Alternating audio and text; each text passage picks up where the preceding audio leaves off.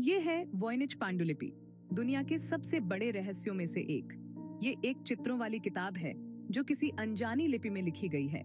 सदियों से विद्वान और कोड तोड़ने वाले इसके रहस्यों को उजागर करने की कोशिश करते रहे हैं, लेकिन ये पांडुलिपि अभी तक अनसुलझी है। वॉयनिच पांडुलिपि आज भी हमें हैरान और उत्सुक करती है। ये रहस्य की अटूट शक्ति और हमारे वर्तमान ज्ञान की सीमाओं का प्रमाण है। वॉयनिच पांडुलिपि का रहस्य केवल इसकी अनजानी भाषा में ही नहीं है, बल्कि इसके दिलचस्प चित्रों और इसके उद्देश्य के अनसुलझे सवाल में भी है। आखिर इसमें क्या राज छुपे हैं? इसके पन्नों में कौन सा ज्ञान छिपा है? हम बस यही उम्मीद कर सकते हैं कि एक दिन इसके रहस्य खुलेंगे।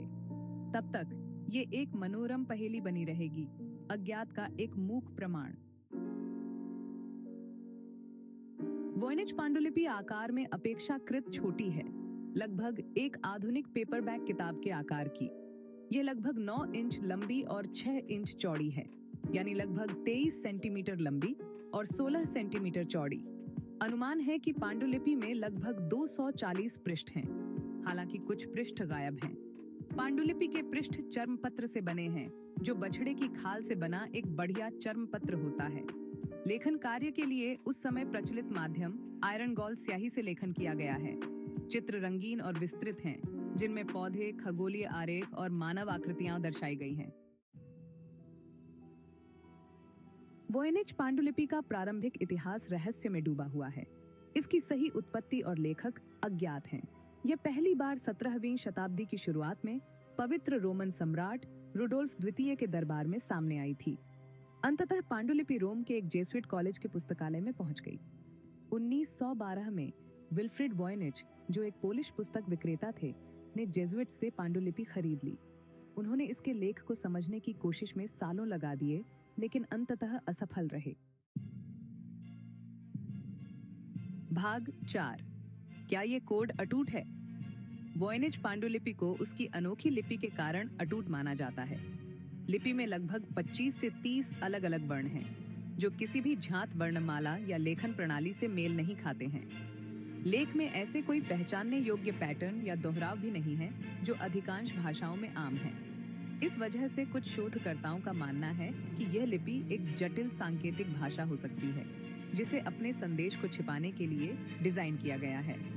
दूसरों ने सुझाव दिया है कि पांडुलिपि एक धोखा हो सकती है। भाग 5। सिद्धांत और अटकलें। वर्षों से वॉयनिच पांडुलिपि की उत्पत्ति और उद्देश्य के बारे में कई सिद्धांत प्रस्तावित किए गए हैं। कुछ का मानना है कि यह एक मध्ययुगीन हर्बल है, जिसमें औषधीय पौधों और उनके उपयोगों का विवरण है। आकाशीय चार्ट और आरेखों की उपस्थिति को देखते हुए अन्य अनुमान लगाते हैं कि यह एक खगोलीय ग्रंथ हो सकता है। सबसे दिलचस्प सिद्धांतों में से एक यह बताता है कि पांडुलिपि एक प्राकृतिक भाषा में लिखी गई है, लेकिन वह भाषा विलुप्त हो चुकी है या अन्यथा हमें ज्ञात नहीं है। कुछ ने तो यह भी प्रस्तावित किया है कि यह अलौकिक उत्पत्ति का हो सकता है, एक ऐसा सिद्धांत जिसने लोगों की कल्पना को मोह लिया है।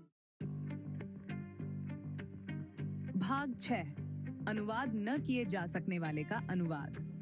कई प्रयासों के बावजूद कोई भी वॉयनिच पांडुलिपि को निश्चित रूप से समझ नहीं पाया है।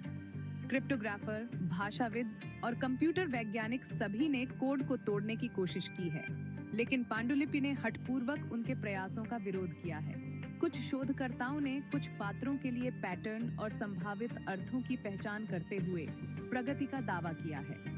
हालांकि व्यापक शैक्षणिक समुदाय ने उनके निष्कर्षों पर संदेह व्यक्त किया है। वॉयनिच पांडुलिपि का रहस्य बना हुआ है। भाग 7। एक कालातीत एनिग्मा। वॉयनिच पांडुलिपि अज्ञात के स्थायी आकर्षण के प्रमाण के रूप में खड़ी है। यह एक मूर्त अनुस्मारक है कि दुनिया में अभी भी ऐसे रहस्य हैं जो हमारी समझ से परे हैं। इसकी गूढ़ लिपि, अजीबोगरीब चित्र और अज्ञात उद्देश्य हमें आज भी मोहित और उत्सुक करते हैं। क्या हम कभी इसके रहस्यों को उजागर कर पाएंगे? केवल समय ही बताएगा। तब तक वॉयनिच पांडुलिपि एक कालातीत पहेली बनी रहेगी।